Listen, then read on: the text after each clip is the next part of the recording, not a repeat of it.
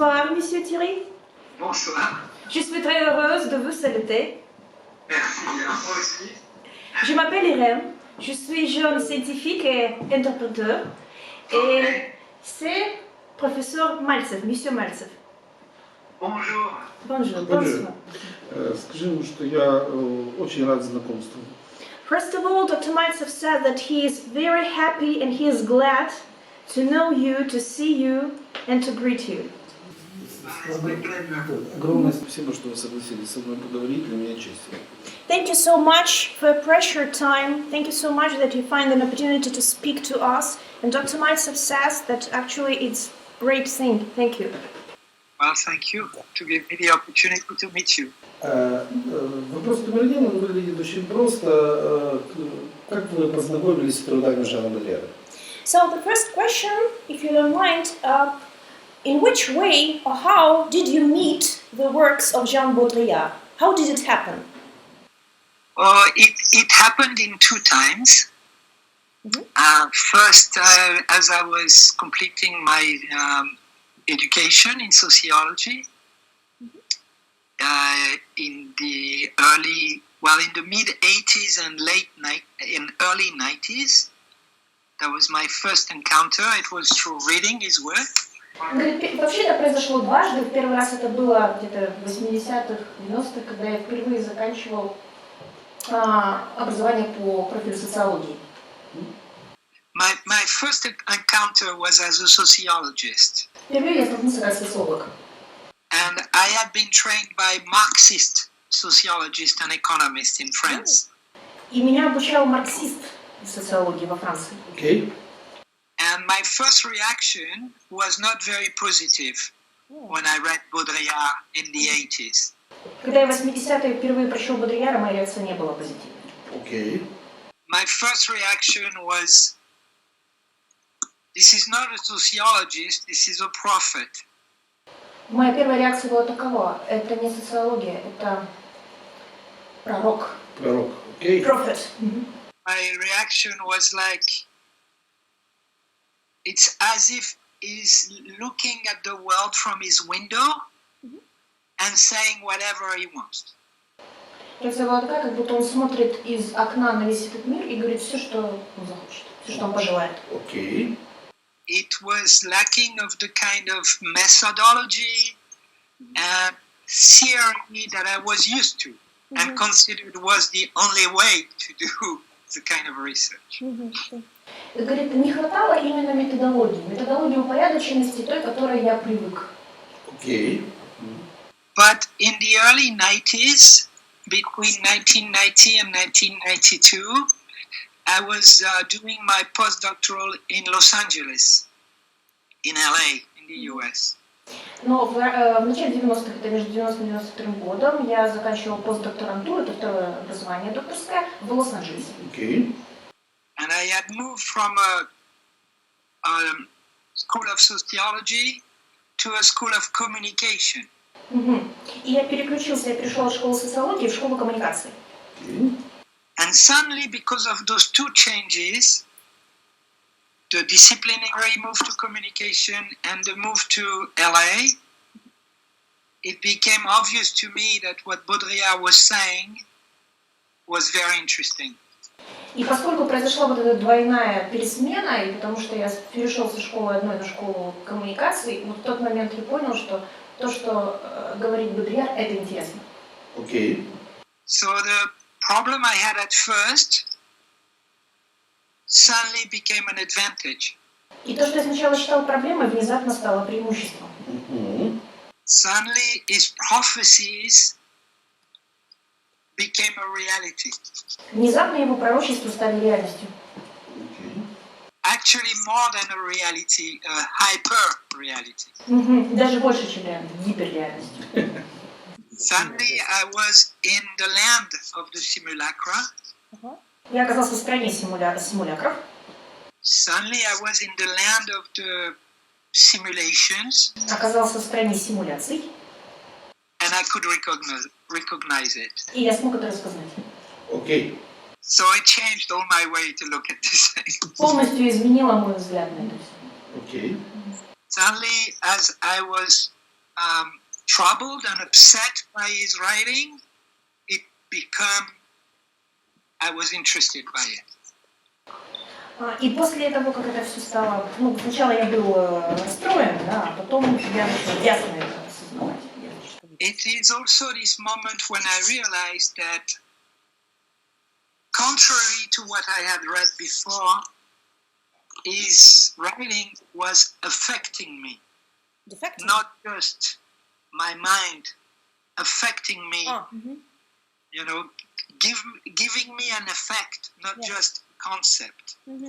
И я наконец-то начала понимать, что то, что я вижу, оно начинает на мне отображаться. То есть у меня не только возникает какая-то концепция, но эта концепция меня видоизменяет в сознании. And everything I disliked as a scholar in his working, I suddenly started to appreciate. И поначалу все то, что я как ученый, то, что мне как ученому у него не нравилось, я начал это ценить. Then a second thing happened. Nearly 20 years later, when I was writing my second book, I got in touch with a very close friend of Ж.Бодрийяр, who was also an editor. His name is Sylvain L'Autranger. He's the editor of the Semiotext publishing house. Через 20 лет я познакомился с человеком, который был другом Жана Бодрийяра, Сильвер Л'Autranger, и также мы писали книгу, и он еще является редактором издателя. For my second book, the idea of the virus was very important, and I think that at that time, which was the early 2000s, nobody had understood the virus like Baudrillard had. И говорит, именно в моей второй книге самая главная идея была идея вируса. И писал он ее в начале 2000-х, но никто не понял эту идею так, как ее излагал Бодрийяр. Окей. А можно на этой идее остановиться поподробнее? Could we please pay a little bit more attention on your idea of virus? Virus, viral, virality, I guess this group of This concepts. is very important. If you want, I will start with an anecdote. Если хотите, мы могу начать с анекдота. Да, конечно. Sure. In my whole life, I was only in contact with Jean Baudrillard once. То есть в свою жизнь контакт у меня с Жаном Бодрийяром был только один раз. For 2 hours. 2 часа. He was giving a talk in Montreal 2 years before he died in a conference about terrorism. About terrorism? Yes. Мы говорили 2 часа, это было где-то за 2 года до его смерти, и мы говорили без остановки о терроризме. It was after 9/11, and his text called "The Spirit of Terrorism" had marked me a lot. It was very important. Все произошло уже после событий 9 сентября, и его книга «Дух терроризма» очень сильно на меня повлияла. But that wasn't my interest. My interest was about the virus. So when I had an opportunity, I asked him a question. Но это не совсем то, что меня интересовало. Меня в первую очередь интересовала тема вируса. И когда у меня появилась возможность задать ему вопрос, я задал. I dislike a lot people who ask very long questions. Очень не люблю людей, которые задают слишком длинные вопросы. So my question was very simple and very straightforward, albeit a bit technical. I asked him, do you make a difference between a virus and a retrovirus? Retrovirus. Мой вопрос был простым и прямолинейным. Есть ли какая-то разница между вирусом и ретровирусом? Замечательно, он задал вопрос. Окей. And at first he shrugged like a Frenchman, making these sounds that are very typical, like... Первая реакция весьма французская, она вот такая.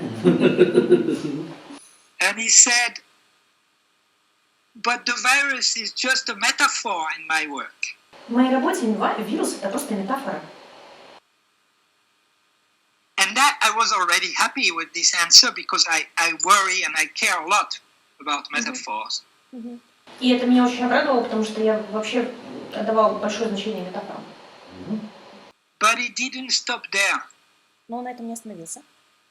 He paused for a few seconds and then he said, but a very special kind of metaphor. Он прервался на несколько секунд, а затем продолжил. Но это очень особый вид метафоры. He said, this kind of metaphor that actually create their referent. Это тот тип метафоры, который на самом деле создает отношения, отсылку. So I was even more happy because I realized that the poetic process of metaphor in his work was a way to create meaning, and that the virus was a vector of that for him. So the meaning of the metaphor was different. Yeah, that is, the metaphor was not just a figure of speech, But it had meaning. but create meaning where there was none. Thank you. И говорит, что меня порадовало, что это не просто оказалась фигура речи, как метафора, в виде поэтического применения, а то, что это была фигура, которая создавала смыслы. И вектором создания смысла как раз и был слово вирус. So I was even happier by his second answer, but he didn't stop there either. Я еще больше возрадовался от второго ответа, но и на этом он не остановился. He paused again for a few seconds and then he said,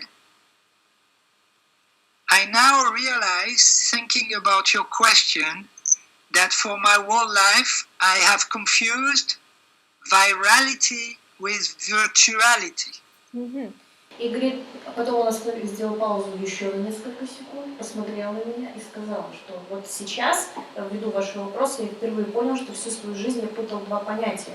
Virality – это виральность, то, что порождается вирусностью, и virtuality – виртуальность. It took me a long time to understand what he meant by that. Мне ушло много времени для того, чтобы понять, что он под этим подразумевал. It took me a long time to read some of his things back with this lens, with this idea that he had given me. Мне пришлось перечитать много то, что я ранее уже читал, с этим смыслом в кавычках, с этой идеей. So through this anecdote, what I want to say is the virus for me is a total phenomenon. Посредством этого анекдота я хотела бы сказать, что для меня вирус – это самый настоящий феномен. It's not that we use the same word to talk about something that is biological, computer, or idea. Это не то слово, которое мы используем в биологическом, компьютерном смысле. Because we have computer viruses, we have coronavirus, and we have virality on the social networks. У нас есть компьютерные вирусы, есть коронавирусы и есть даже вирусы социальных сетей. Вирусность социальных сетей. So through the figure of the virus, we can talk about contagion at the level of code, of life, or ideas. Соответственно, мы можем говорить о понятии заразности на уровне кода, жизни и идей. Кода? Что? Под кодом подразумевается? What do you mean exactly by code? Computer code.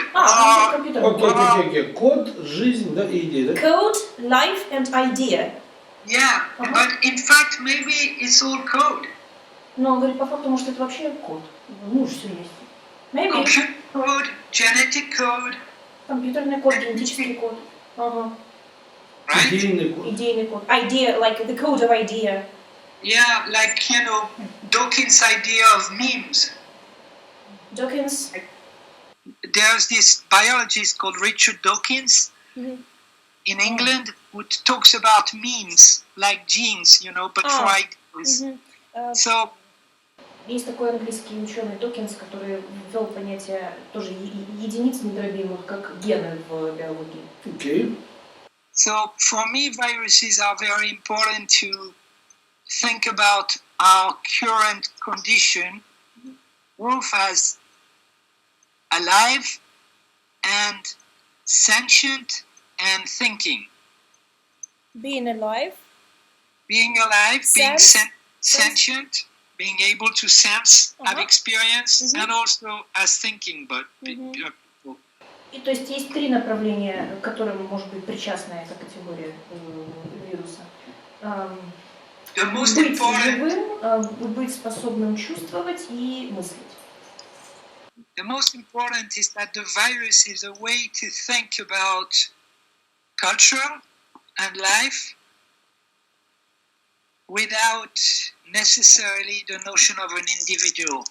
Одним из важных направлений вируса думать о культуре и жизни, without culture and life, without the notion of individual, без понятия индивидуума, то есть без понятия единицы личности.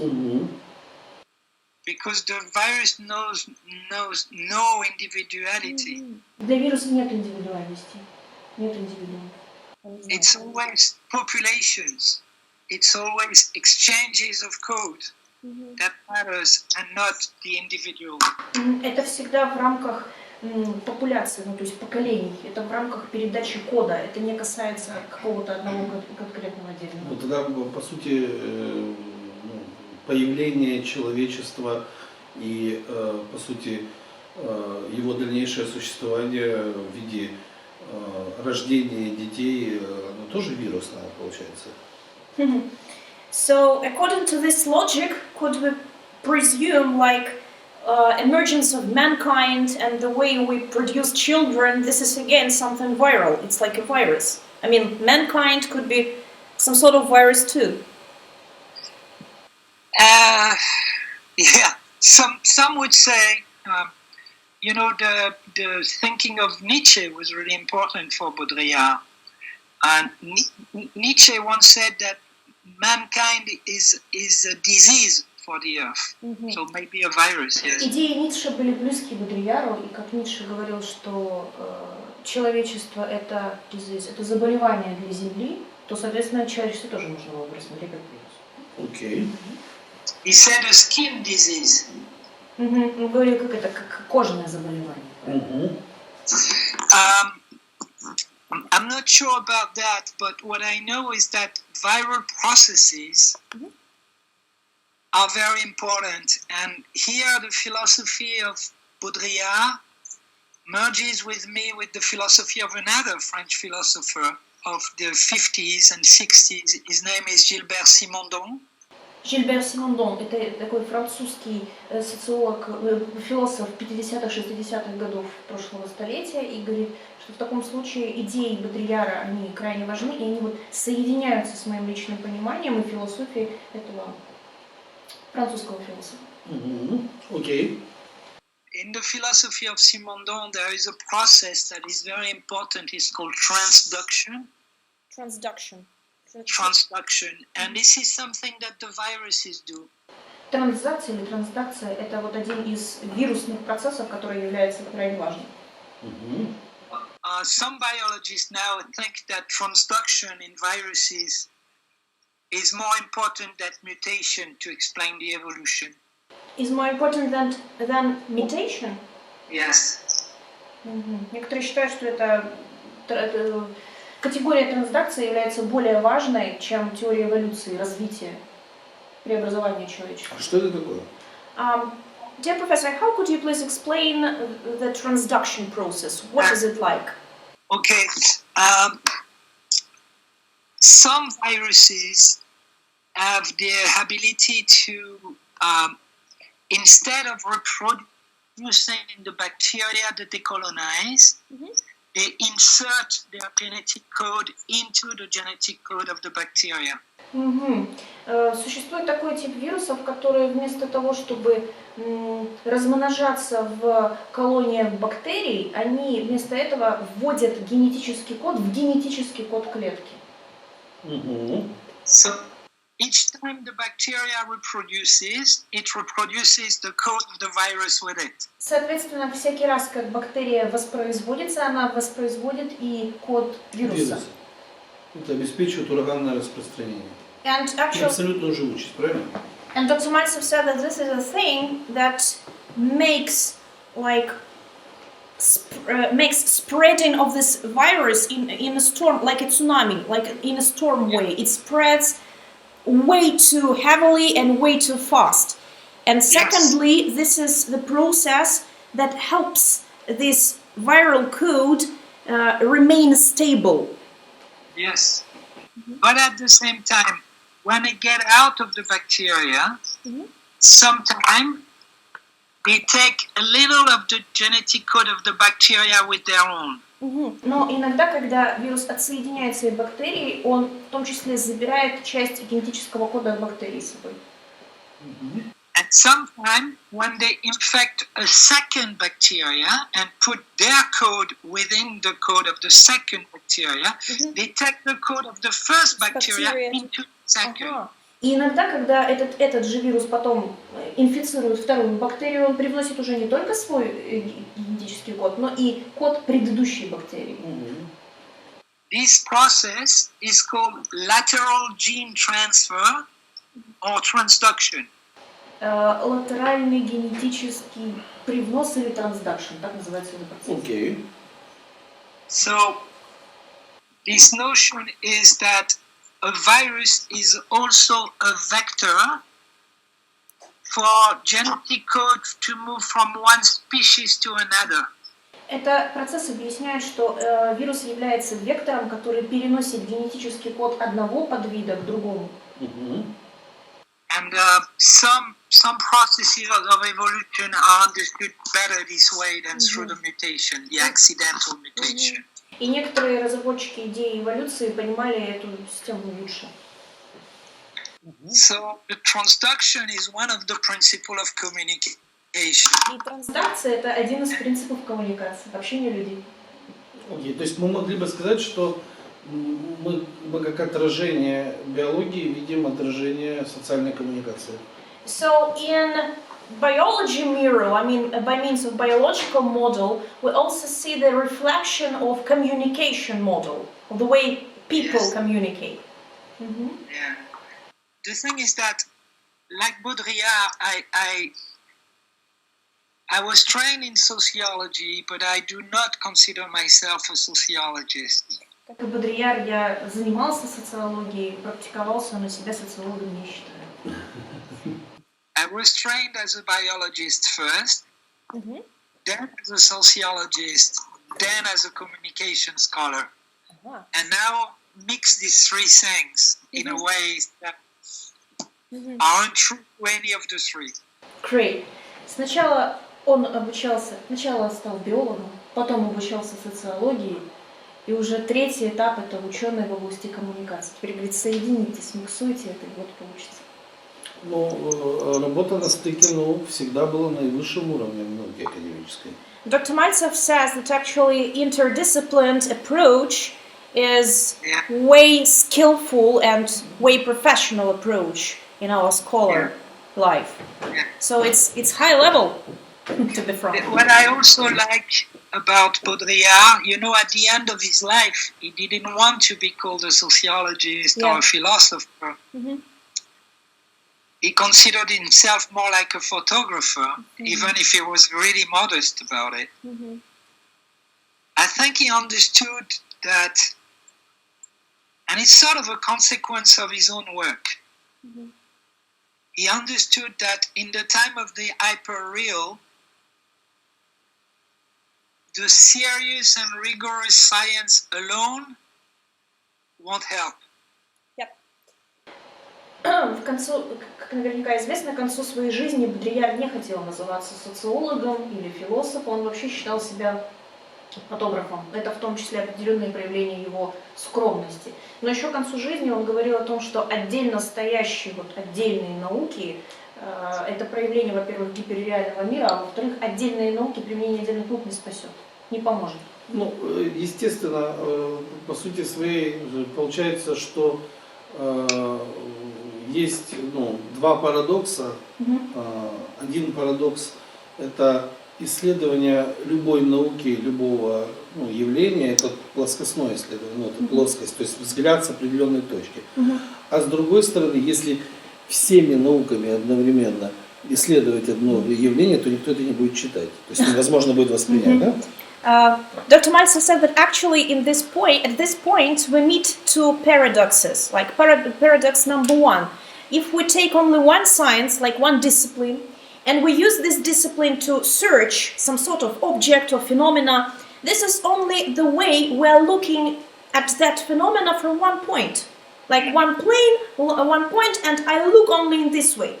But if we're trying to search the same phenomena from the scope of viewpoints created by major of scientific disciplines, that would be great, but no one gonna read it.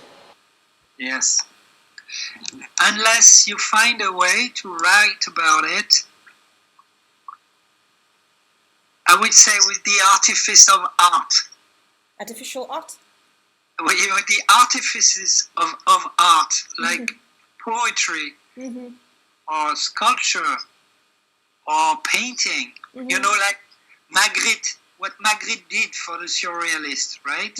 He painted with concepts. You can do that. Если, говорит, только в том случае, согласен с вами, говорит, но только в том случае никто это читать не будет. Если, говорит, мы не воспользуемся искусственным искусством. То есть, если мы не будем это подавать в виде поэзии, в виде скульптуры. Искусство, хоть Шеллинг и сделал как бы искусство наукой, при этом, при всем, искусство, как Выгодский писал, не может быть подвержено логическому анализу, а соответственно сложно его воспринимать как науку. So actually, even though Mr. Schelling, scholar Schelling, he actually created science of art, he actually made the art, the discipline, the scientific discipline. Also, there is one more scholar, Vygotsky, and Vygotsky tended to say that actually art is that very field that cannot be analyzed logically. Yes. The idea is not so much to take only one standpoint, but to be able to shift from one standpoint to another. To another, exactly. To shift from science to art to philosophy and back. I think Baudrillard understood that, and he became sort of a bad boy when he understood that transgression and provocations are actual means of understanding in an hyper-real world. И основная идея заключается не только в том, чтобы уметь смотреть с разных углов, но уметь переключаться. Переключаться с одной науки на другую, то, что вы нам всегда говорите.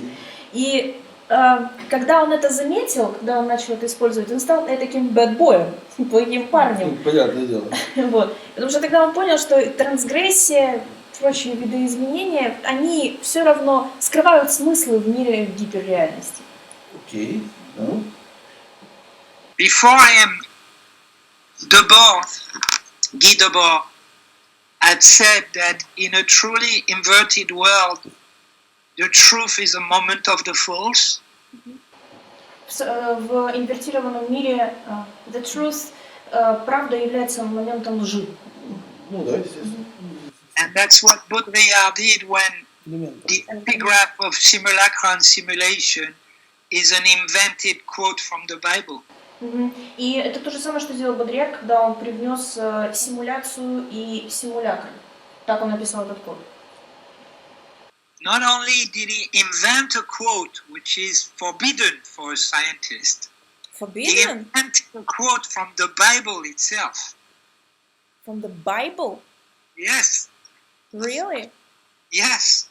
The epigraph of simulacra and simulation is a quote from l'Ecclésiaste, one of the book of the Bible, and it doesn't exist in the Bible. Когда он изобрел симуляцию и симулякру, вообще само понятие изобрести что-то в науке запрещено как таковое. Так он еще это сделал, ссылаясь на Библию, на Экклезиаст. Он сослался на тот фрагмент Библии, которого не существует. Какой красавчик, да? Мы аплодисменты. Our sheer applause. That was the ultimate transgressive act. И это был высший уровень трансгрессии. Right? Yeah. That was 1980, Это был 1980 год. and I think it's the beginning of a different way for him to write, to look at the world, and to try to help us understand this new situation, this new condition that he calls the hyperreal. И мне кажется, именно с этого времени, с 1980-го, это и стало той как бы новой вехой, новым способом смотреть на этот мир, осознавать его изменения, что и легло в основу гиперреальности. Окей. И он использовал в том числе это как новый метод написания, новый метод описания. Now it's 40 years later, and it's sort of obvious that we are still in the hyperreal. 40 лет спустя, кажется, мы до сих пор живем в этой Ну, гиперреальности. куда нам деваться? Actually, it feels like there is no way out. Что поменялось-то? Because actually, what changed? What changed? The world hasn't changed at all. Well, the thing is, I have been raised by Marxists, and there's something of my Marxist inheritance that I still keep. It's the laws of dialectics from Hegel. Поскольку меня воспитывал, преподавал, я так понимаю, обучал первый марксист, то есть определенные части марксистской доктрины, которые он до сих пор придерживается. В том числе Hegel. The second law of dialectic. Второй закон диалектики. Диалектики, да. Yeah, I just slipped out of my mind. The second law of dialectic says that when you have something that is slowly increasing, there is a moment, a threshold, where the quantitative becomes qualitatively different. Второй закон диалектики гласит, что при условии роста всегда существует порог, при котором количественные показатели переходят в качественные показатели. Yep. So what has changed is not so much the hyperreal and the procession of simulacra. Their sheer number has got to a threshold where it redefines the whole world. Nothing escaped the simulacra now. And it's not the matrix, it's this world. It's not the matrix, I got it. То есть, что, говорит, изменилось? Говорит, вот рост вот этой симулякра, он продолжается. Но, говорит, если раньше оно, как бы, мы увидели процессы увеличения, то теперь мы уже достигли определенного порога. То есть теперь это касается всего мира, всех масс. Да. То есть и получается, что это уже не какая-то там матрица, это мир, в котором мы живем. Да, я полностью с ним согласен. Dr. Mальцев completely takes your point. It's a world where a second-rate reality TV actor can be the president of the most powerful country in the world, supposedly. Это тот мир, в котором второсортный актер вторых ролей может стать во главу, стать президентом, по сути, одной из самых сильных мировых держав. Очень легко. Pretty easy, as it seems. Примеров масса. There are so many examples. Dr. Mальцев says that there are so many examples. He shares your viewpoint. So, the question then is, what are we to do? И вопрос, что If же we нам still делать? want, Не участвовать в этом, как говорил Бодрийяр. Dr. Mальцев says, well, if we face the question, what are we to do? Олег Мальцев says, we can avoid participating in this. Just not to participate in this. yes. Know how it acts, how it works, but not participate. The thing is that for a long time, intellectuals, sociologists, economists, political scientists, philosophers, they thought that through the power of their intellect, together, they could create positive knowledge for people to understand better the world. Right? Right. На протяжении многих лет лучше... But now that the world has become the hyper world, the hyper-real world that Baudrillard has been talking, what kind of positivity can we bring by our understanding of this? На протяжении долгого времени социологи, философы и прочие ученые, политические политологи думали, что силой интеллекта можно собрать определенное позитивное знание, да? Но вот возникает вопрос, сегодня в мире гиперреальности какое позитивное знание мы можем привнести? Никакого, ведь по сути своей эта гиперреальность начинается с момента рождения ребенка, и его как раз воспитывают те, кто как бы поклоняются этой гиперреальности. And Dr. Mальцев actually says, like, there is no way to bring someone this positive knowledge, because actually when the person is born, he opens his eyes and he is already living in hyper-reality. Moreover, his parents are people who are worshipping this hyper-reality. They pray for this hyper-reality and adore it. And they raise their children in this very environment. Yes. So my proposition is the only thing we can do is propose some sort of transgression, some sort of fictions that are more real than the hyper-real and that are more evocative for another possibility of knowledge and understanding. Мое мнение, говорит профессор Тьерри, заключается в том, что мы можем давать знания как бы в другом виде. То есть давать, например, фантастику, которая будет реальнее, чем эта гиперреальность. Произведения, которые будут реальнее, чем эта гиперреальность. Оля? Браво, месье Тьерри. Браво. That's what Baudrillard has taught me. Это то, чему меня научил Бодрийяр. Бодрийяр великий человек. Можно я задам как бы вопрос? Baudrillard is great scientist. Could we please ask you one more question? Да. Sure. Да. Вы занимались вот этой киберкультурой? Were you involved in cyber culture studies? Are you involved or were you involved in cyber culture studies? Yes, I actually, this is one of the class I've been giving for like 20 years now here in Montreal, cyber culture.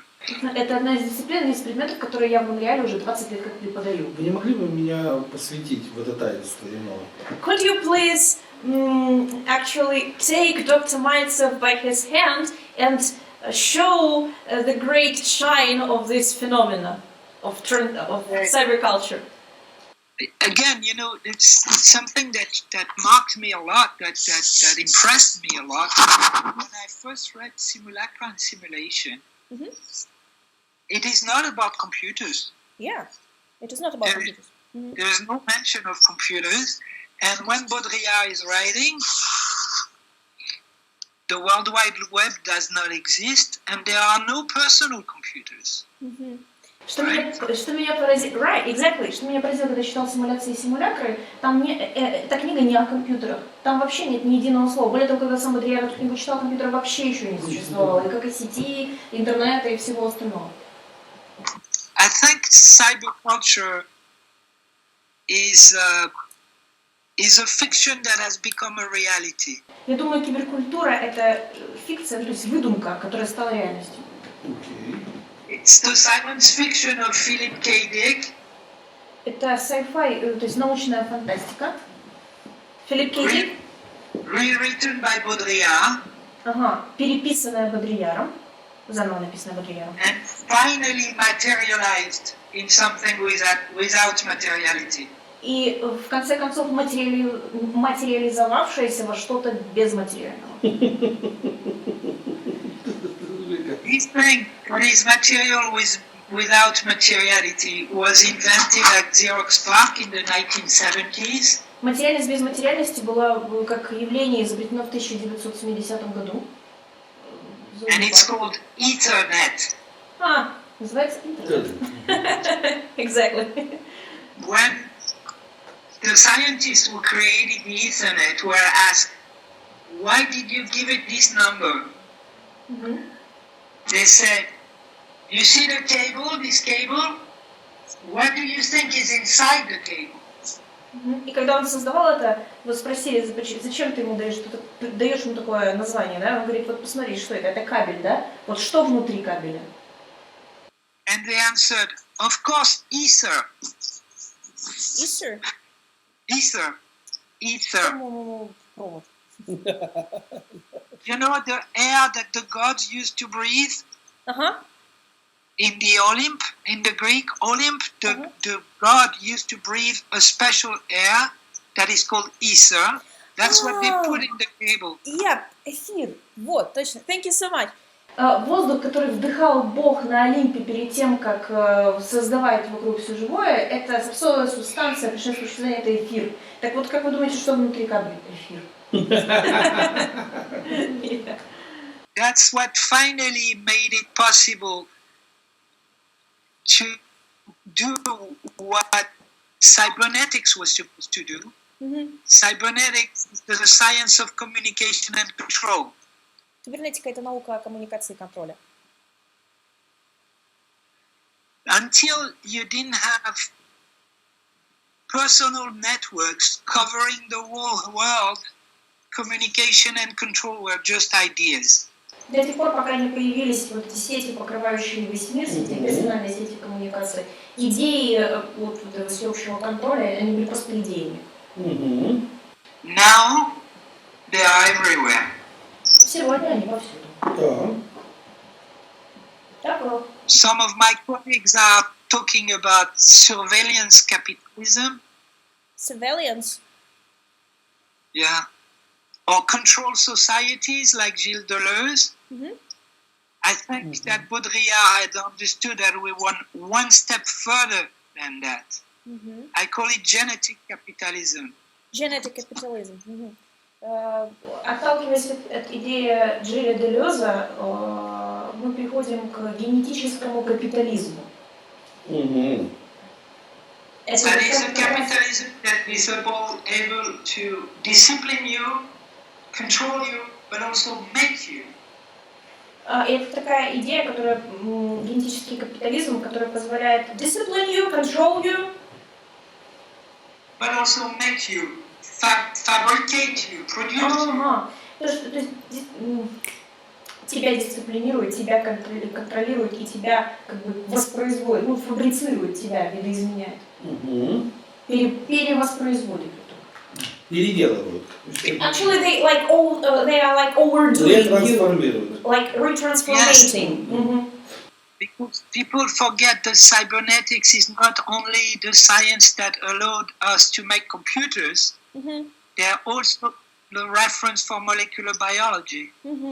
Люди забыли, что кибернетика это не только та наука, которая позволила нам создать компьютеры, но и вообще впервые ее отсылка идет к микробиологии.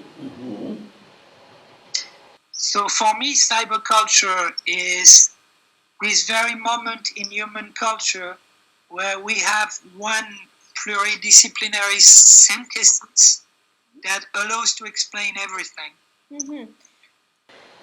Для меня киберкультура – это определенный момент состояния вот этого общества, при котором существует плюралистическая группа, настоящая над остальными, объясняющая другим.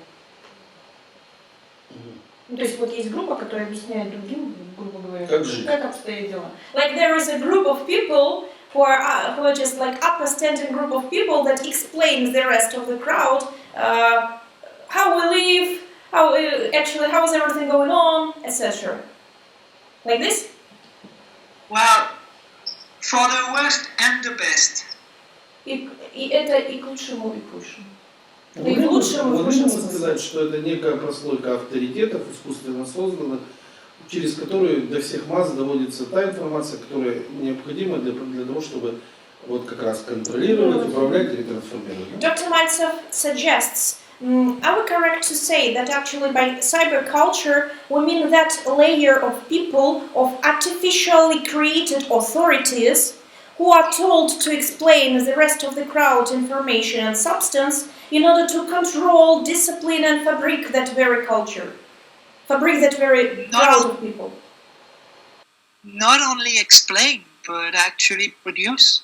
И не Exactly. Не только объяснять, но еще и воспроизводить. То есть переделывать. Like retransform them.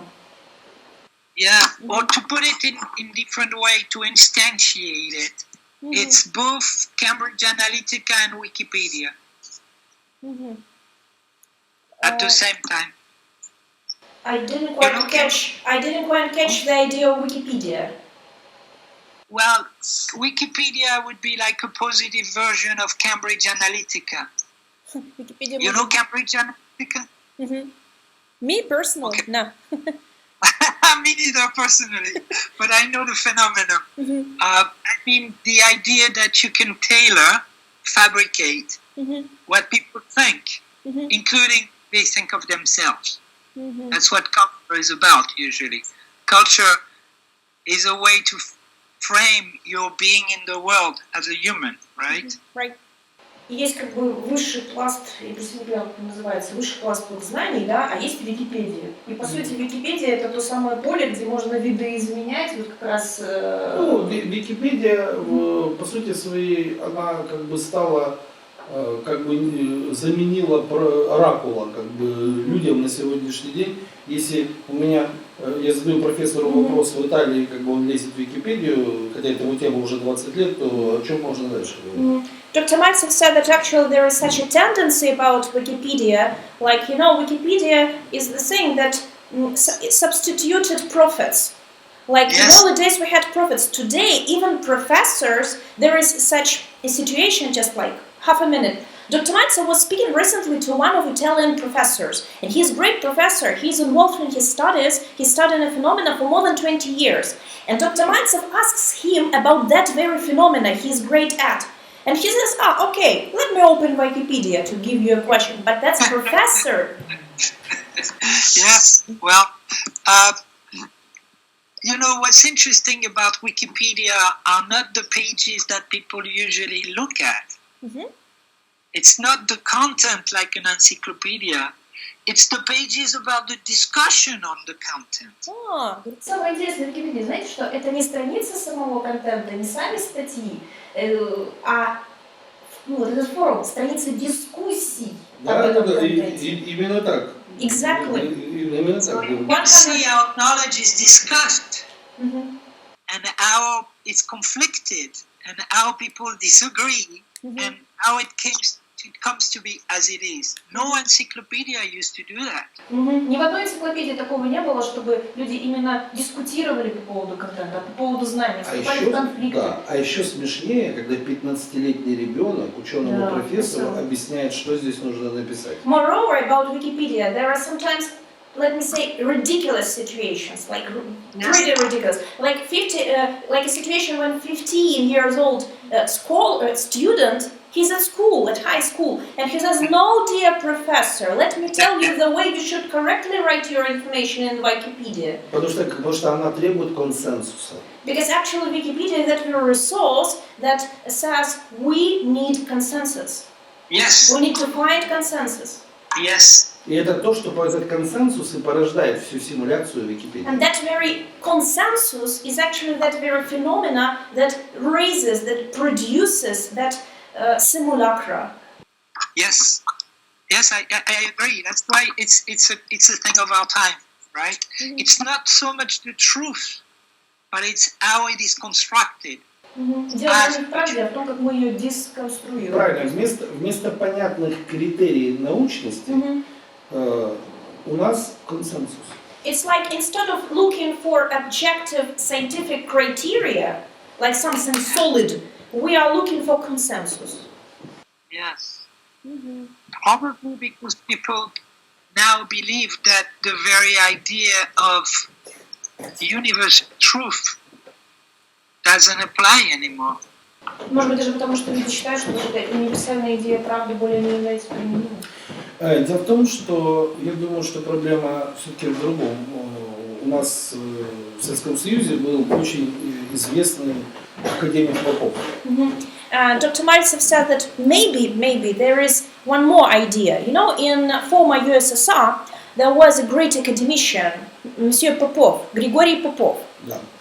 Так вот, он говорил о том, что вся проблема в скорости обучения. And academician Popov would say it was actually one of his main philosophical and applicable concepts. He said that actually the whole problem is about the velocity of your studies. It's about how fast you can study, how fast you can learn. Да, и получается, что... Да. How fast? Yeah, how fast you can learn something, how fast you can obtain a new skill. Like, you know, one person needs 10 years to learn how to ride a bicycle, for example, whilst the other person needs only 3 hours and he is already riding the bicycle. So the difference between these two people in that velocity of studies, in the velocity of skill gaining. И при увеличении скоростей And as velocity rises, as faster we go, скорость обучения остается либо такой, либо падает, становится еще дальше, больше. Ну правильно, когда увеличиваю скорость, скорость обучения остается либо такой, либо еще увеличивается. so actually if В мире скорости if увеличиваются, everything in the world is starting to grow faster, like in a rat race, still the way I'm trying to learn something, my velocity of status is still the same. Everything is faster, but I'm not that fast as the environment. и получается, что если раньше мне для того, чтобы знать философию, нужно было закончить университет, And previously, like before, if I wanted to study philosophy, I had to go to university, take 5 years studies, and then I could become philosopher. сейчас я посмотрел 3 ролика на ютубе, и я знаю философию. Today, they say, nah, I don't need to go to university. I can watch 3 YouTube videos and become the great philosopher. И, соответственно, качество этой информации, оно не просто крайне низкое, оно настолько искаженное, что его даже симуляцией какого-то высшего порядка только назвать можно. And of course, talking about YouTube videos, we should say that the substance, the knowledge of this YouTube content, it is distorted way too much.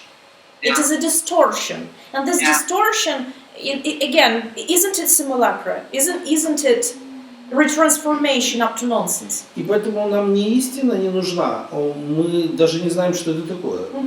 This is the point Dr. Mальцева explained, that actually people do not look for truth. They even don't think about it. They don't realize the meaning of the word truth. Правда, то, что написано в Википедии, потому что это быстро и легко, и ничего делать не нужно. They think that Wikipedia provides correct and truthful information because it's comfortable, it's easy, and it's fast. You open the Wikipedia, you see the content, that's it. И это 75% того самого молчаливого большинства, про которое говорил Бодрийяр. I think it's even better than the YouTube video. And one more idea, Dr. Mальцев says that people who think this way, like everything in Wikipedia is correct because it's fast, it's like 75% of silent majority. Silent majority, like Boudrillard would say. Yeah. I think that he sort of anticipated a lot of these trends. And even better than the YouTube video is the TED Talk. TikTok. TED Talk, right? Yeah, right. Now, and it's style over content, right? Right. Есть такой сервис TikTok, он еще лучше, чем YouTube в этом плане. Это стиль подачи контента. Это маленькие видео. This is the world we are living in. Вот таков мир, в котором мы живем. Окей. Еще один вопрос, можно? One more question, if you don't mind. Вот смотри, значит, его текущая работа – это о том, что как технологии модифицирования животных могут рассказать нам о будущем. Мог бы он затронуть эту проблему, тоже эту проблему раскрыть? Dear professor, in one of your books, considering cyberculture, you said that technologically modified animals could tell us about the future. Yes. Could you please tell us several more words about this concept?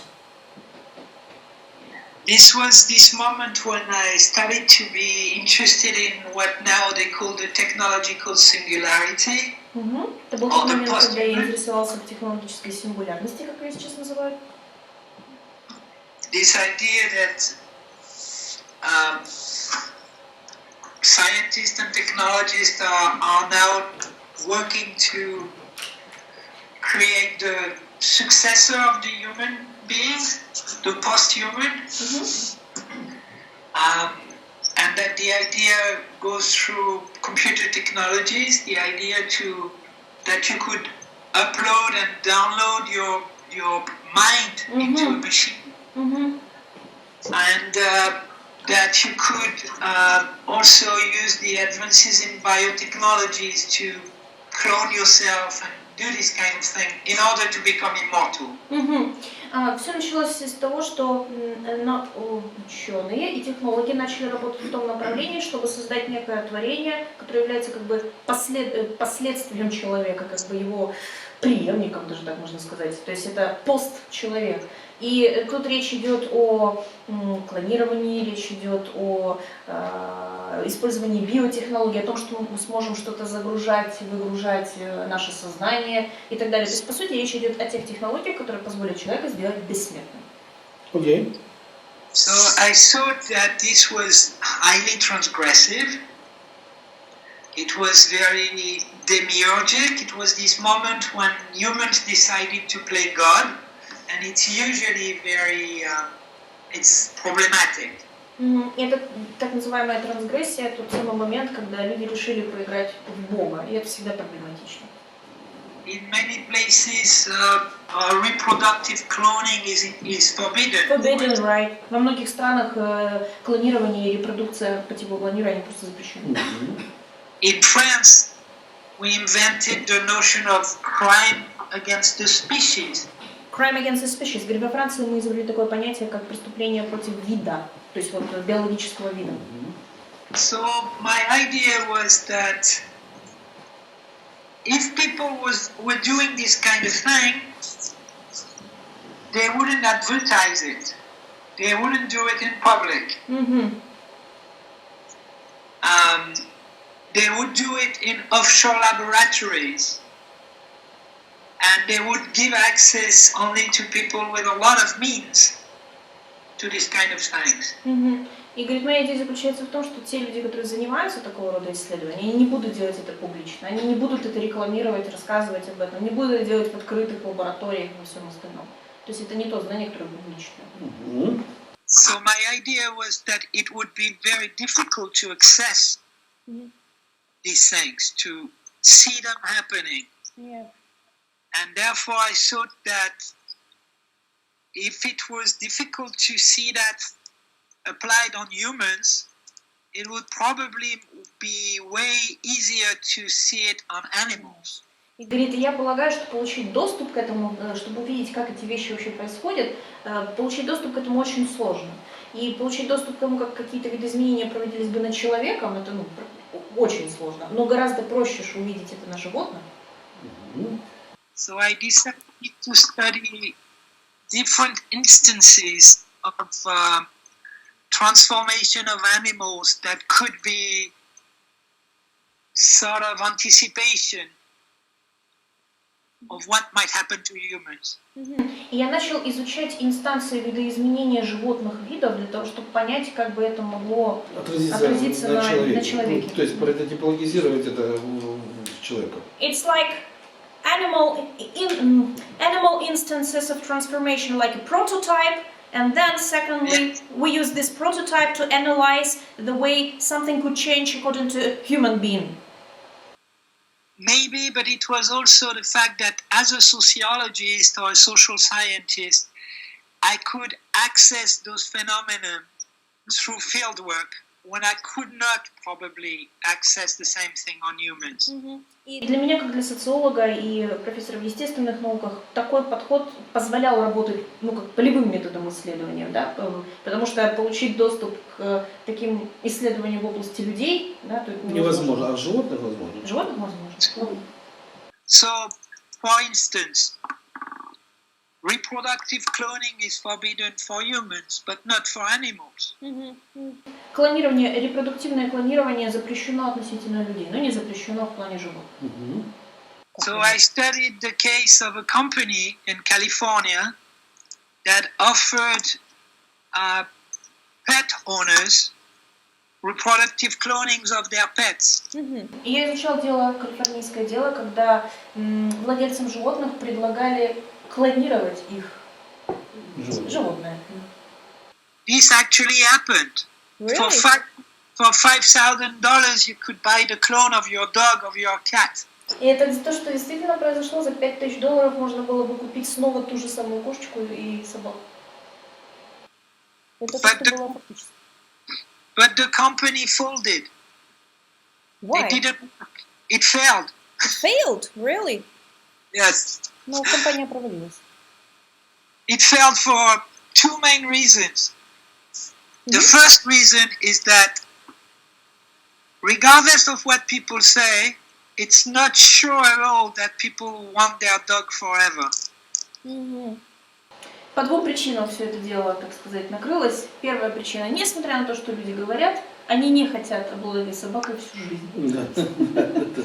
And the second thing is even more interesting.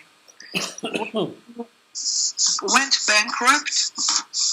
This company issued a statement explaining why they got bankrupt.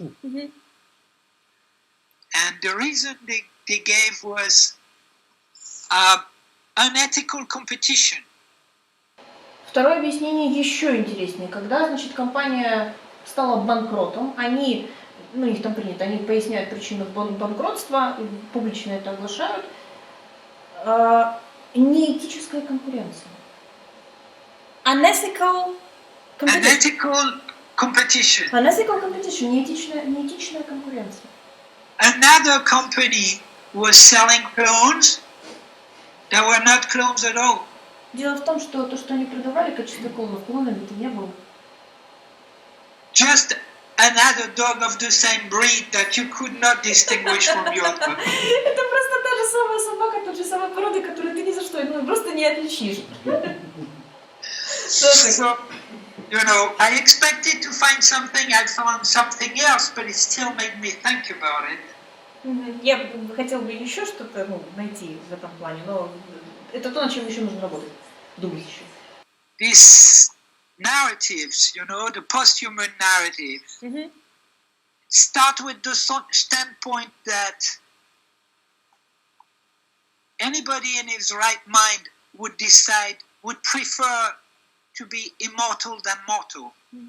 Большинство вот этих постмодернистских рассказов, большинство вот, знаете, как апокалипсис вот после, что происходит, начинается с той начальной точки, которая говорит, что каждый человек пожелал бы все-таки быть бессмертным, нежели смертным. These stories of cats and dogs helped me raise that into question. А вот история с собаками и котами позволила мне в плане поставить под вопрос эту концепцию. So, I think that the idea of using an animal as a mirror was because I couldn't access the human side of it, and also because it could help me question the postulates, you know, the very basis of these stories. Идея использования животного как зеркала позволила мне поставить под вопрос эти же постулаты относительно человечества. Очень интересно. That's very interesting, captivating. Thanks. And there was a few other field work like this. There was another one because I was also interested in animal breeding. It was a story about the breeding of porks in Quebec. And we've worked so well in improving the species of pork that we breed that we created monsters. Monsters? Yeah. Говорит, есть еще одна история, она касается непосредственно разведения пород. Мы в Квебеке, говорит, работали над разведением хрюшей. И, говорит, были даже такие моменты, когда вместо хрюши получали монстров. The monster is a female pig that is more prolific than it can be because it actually produces more piglets than it has teats. Монстром они называют ту матку свиньи, которая производит на свет больше поросят, чем у нее, грудей их накормить. all these little pigs that are born but cannot be breastfed die. И все эти поросята, которых она рожала, но которые не имели доступ к нормальному питанию, они просто умирали. So I heard this story about tons and tons of little pigs that are just waste. The question was what to do with them. И, соответственно, говорят, я услышал много историй, когда просто тонны этих поросят, которые в отбой, в отход, ничего с ними не сделаешь. Это был вопрос, что с ними делать. Возник вопрос. They are too young. Они слишком молодые, маленькие еще. To provide meat. То есть мясо с них не получишь. And they cannot go through the usual circuits of sick or old animals. И выращивать их тоже не хочется, они So как the story I heard, старые животные. so the story I heard was that in Quebec we had started two kind of processes to deal with that. One was to do piglet compost, and the other was to furbish every farm with how do you call that? An oven, something to transform those little pigs in ashes. In ashes. Ah, I got it. И говорит, решение было два. Попытка найти решение пошла двумя путями. Первое, это попытка создать вот этого некий компост, специальное питание для вот этих маленьких поросят. И идея номер два, оборудовать фермы специальными печами, в которых можно было бы их просто сжигать. Okay.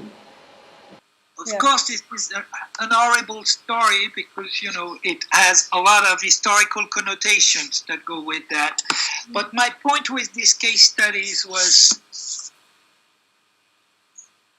we are talking about, biotechnological advances to make a form of life more prolific, but what we are ending with is the creation of more death. Basically. Yep. Говорит, самая главная идея, в общем, этого примера, да, что с одной стороны наши биологические технологии позволяют производить больше видов и так далее, но на самом деле мы производим лишь больше смерти. Очень интересная идея. It's pretty interesting, captivating idea. So the idea was with the industry of immortality will come the industrialization of death. Индустрия бессмертности в конце концов станет индустрией смерти. А как это произойдет? Like the industry of immortality may become the industry of death. Could you please tell us the way how it could happen? Well, the idea is that you cannot create a Superman without creating an Underman. Ты не можешь создать Супермена без недомена, вот так скажем. So, like the little piglets that are too numerous, if we think about immortal human, the question will be, who will have access to that, and what will happen to those who do not have access to that? Если у нас появится бессмертный человек, что произойдет с теми, кто имеет к этому доступ, и что будет с теми, кто не имеет к этому доступ? И что же произойдет? So what would happen? If some people have the access to immortality and the others do not have access to immortality, what might happen according to your viewpoint? Could you please share your ideas? I'm kind of worried that, but this is more like a science fiction scenario, that with the immortality for some comes more mortality for more.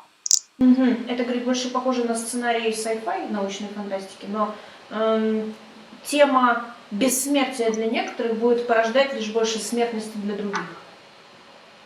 Бессмертие меньшинства порождает больше рост смертности большинства. А чем это обусловлено? I'm worried that some sort of living matter, human or not, can become a commodity. Well, and Could you please explain several reasons why this could happen? How do you feel about it? Why is it possible?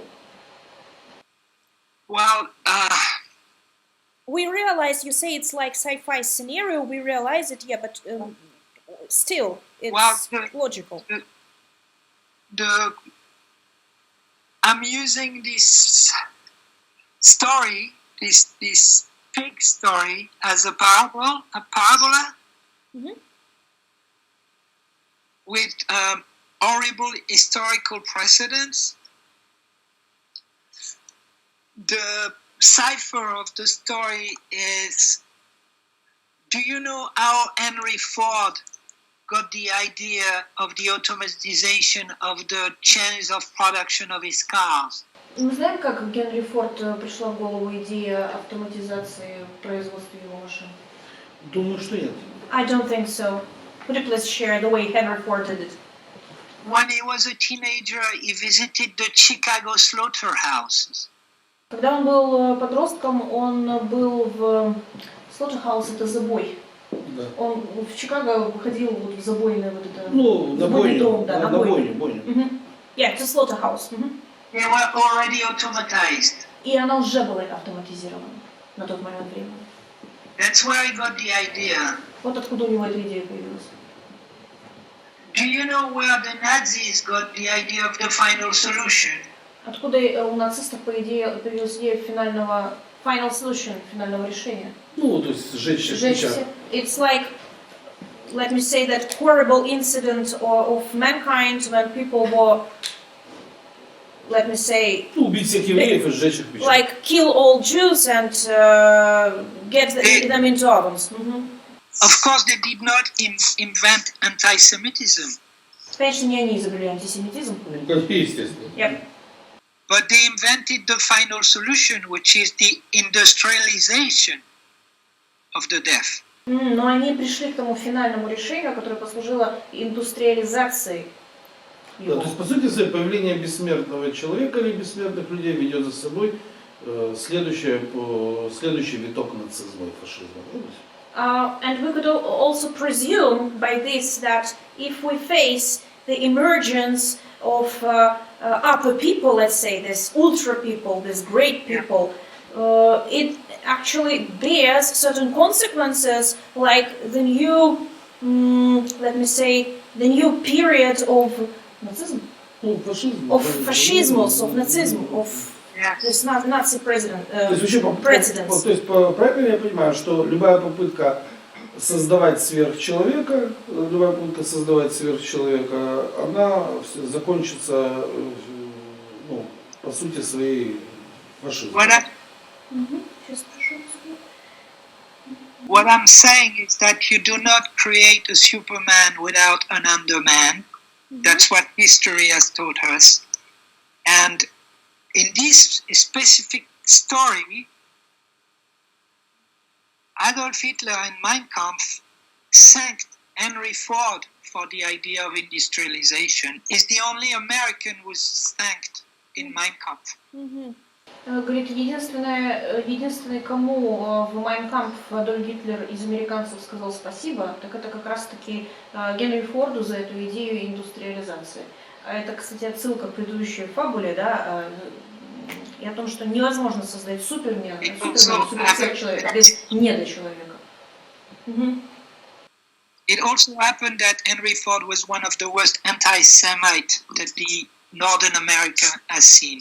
Ну и также Генри Форд, так уж получилось, что один из самых худших антисемитов, которые когда-либо жили в Северной Америке. Окей. And when asked, the Nazis always answered, we could do it because we considered them as pigs.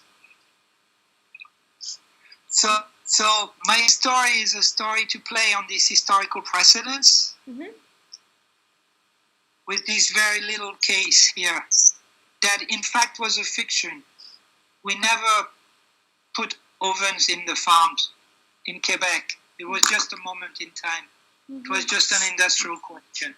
again. Все те исторические прецеденты, которые обсуждались, это определенно, условно назову это пищей для ума, потому что, говорит, в конечном итоге, когда дело доходит до практики, то, говорит, в Квебеке, конечно, мы не оборудованы фермами, печами для того, чтобы сжигать маленьких хрюшей, но сама-то идея была. Да, была. Вопрос, который может называть сверхчеловек. Да, то есть любая попытка создавать сверхчеловека повлечет за собой новый виток фашизма, правильно? Are we correct to say it's again like a presumption that any attempt to create Übermensch or Superman actually creates the new period of fascismus? My question is, if you grant the possibility that it will be feasible technologically speaking, who will have access to that and what will be the political consequences? То есть вопрос, который он задается, если получится определенная система технологическая, к которой доступ будет только у определенного ряда людей, каковы будут последствия, в том числе политического? Мы можем так сказать, что по сути своей вот эти люди, которые живут в этой самой гиперреальности, они вот как раз те самые люди, которые, в общем-то, подвержены вот этому, то есть с ними можно делать все, что угодно тем, кто эту гиперреальность создает, как бы с одной стороны, а с другой стороны поставил этих самых авторитетов, которые, с помощью которых они с ними делают все, что угодно, только и публично не убивают. Are we correct to say that today people live in hyperreality, and this hyperreality is constructed, fabricated, controlled by a group of people, like artificial authorities, who do this? So actually, the same process takes place. People just are not getting killed. They're not getting killed, living in hyperreality, but still they're getting manufactured in a specific way, controlled, etc. Are we correct to conclude like this? It is a definite possibility when one look at recent history that such a scenario happens. Это определенная возможность, то есть это определенно возможно, если мы посмотрим на этот сценарий, возможен действительно, если мы посмотрим на то, что происходит. So I think that in the spirit of Ж.Бодрийяр, part of our work should be conjurative.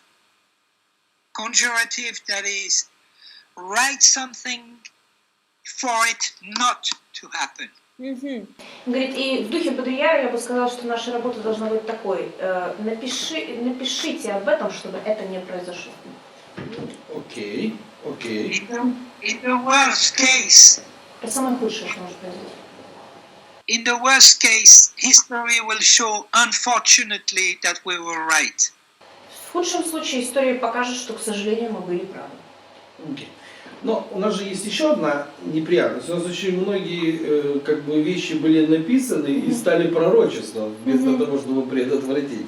And Dr. Mальцев says, like, again, we can smile, but still there are many books, many works that were already written. They had been written before, and actually they appeared to be prophecies. Yes, I know. And even though people wrote in order to prevent certain circumstances, they still happened. That's one more problem we face. Yeah, that's why it's all this is very delicate, because you're always stuck into writing in order for something not to happen, and yet creating it by writing it. Есть другая, говорит, неприятность, это очень деликатный такой вопрос, что ты пишешь для того, чтобы это не произошло, но тем самым, написав это, ты-то создаешь возможности. So in this tension, I think, is where art is required, and maybe modesty, and in the end, whatever the doom and gloom of all these stories, we're also responsible for the beauty and the little truth remaining in the world. И несмотря на всю вот темноту того, что происходит, мы должны, не ценить, ценить правду, ту малую часть правды, которая существует. И говорит, в плане описания, в плане использования этих простых верных истин мы должны быть... Беспристрастно. Нет, мы должны использовать где-то искусство, где-то творчество, где-то скромность. То есть вопрос еще того, как это. Как донести. Да. So it's also the question about writing and not writing. It's also the question of the style, of the way, of the approach, how we do this. Yeah, and it's also, in the end, maybe a question of grace. Graves? Yes, the grace that you get into feeling something beyond the beautiful and the right. There is such a thing as the graceful, the full of grace, something that can be false but truer than true, can be ugly but more beautiful than beautiful, something like that. Это очень красивое философское высказывание, Викторович, что когда описывается вот эта красота, да, позади нее стоит определенное изящество. И даже уродство может оказаться красивее самой прекрасной красоты. Да, так и есть. I actually paraphrase, but I tried to connotate the meaning of your wonderful expression. It's difficult because it's ambivalent. You know, there is nothing clear-cut anymore. Ну, это вам очень сложно, потому что сейчас нет ничего более... Вот, сегодня больше чистоты нет. То есть, когда... Вот, Мне прекрасно, скажите. Я его понимаю абсолютно. Dr. Mальцев said that actually he completely understands everything you say. Очень редко можно найти собеседника, который настолько понятно излагает свою мысль. And it's a rare, it's actually, let me say, it's real fortune. It's a great thing because it's a rare event when we can face the professor who clearly expresses all his ideas, concepts, and argumentations. Well, thank you. It's pretty rare, and it's like a brilliant. Thank you. Вот он занимался киберкультурой. Написал ли он какую-то книгу на эту тему, которую он мне мог порекомендовать прочитать? One more question about your recommendations, if it is possible, of course. So you studied cyberculture. Could you please recommend us the book about cyberculture? Maybe you have written a book about it. It's complicated because if you want to take both sides of it, right, that is the computer networks, etc., but also the biology, there is not one book that does it. There are a lot of good books on one side or the others.